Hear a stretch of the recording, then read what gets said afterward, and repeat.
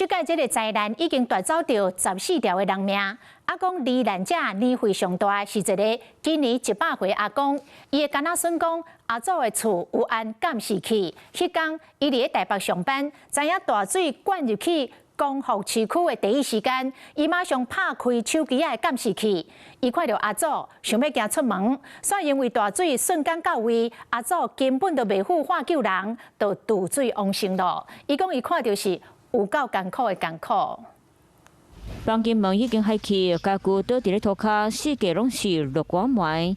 原本要互人过后半世人的厝，因为一场大水，成做互人心碎的地点。最后一刻，我只能眼睁睁地看着我阿祖浮起来。花莲光复乡第14岁罹难者100岁的罗阿公，在生前就是关伫咧厝里的客厅，伊的囡仔孙当时人伫咧台北上班，知影大水发生，赶紧拍开装伫咧阿祖因兜的监视器，看阿祖伊人有平安无。然后那时候看阿祖是还没有出来的，可是那时候洪水来得很快，所以大概不到几秒钟的时间，洪水就有点淹到我们家里面。罗先生讲，伊当时看到阿祖才会房间行到客厅，大水就冲起来，甲厝里的门和玻璃拢冲甲破去。阿祖就漂浮在就是水上，然后扶着椅子讲。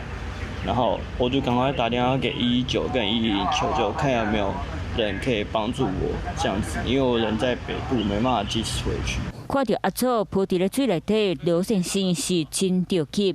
当时阿嬷阿舅拢伫咧附近，嘛想要带阿祖紧走，不过水量是侪甲惊到人，想要救阿祖真正无法。最后一刻，我只能眼睁睁地看着我阿祖浮起来，所以我们后来。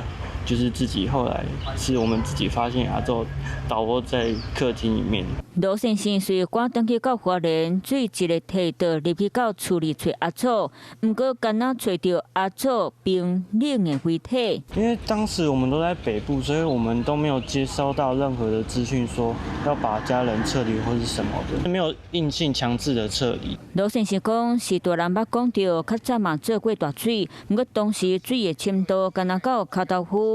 就是老大人踮伫咧厝里会较安全，想到这一遍遮尔严重，阿祖叫大水淹死厝里嘛，规个路苍苍。伊和爸爸开始伫咧拼当厝内，不过骹手无够，希望有更侪人会当赶紧到灾区来协助。Hello， 我是蒋欣梅，想要抢先掌握最及时的新闻资讯吗？赶快订阅、按赞、开启小铃铛，锁定华视新闻 YouTube 频道。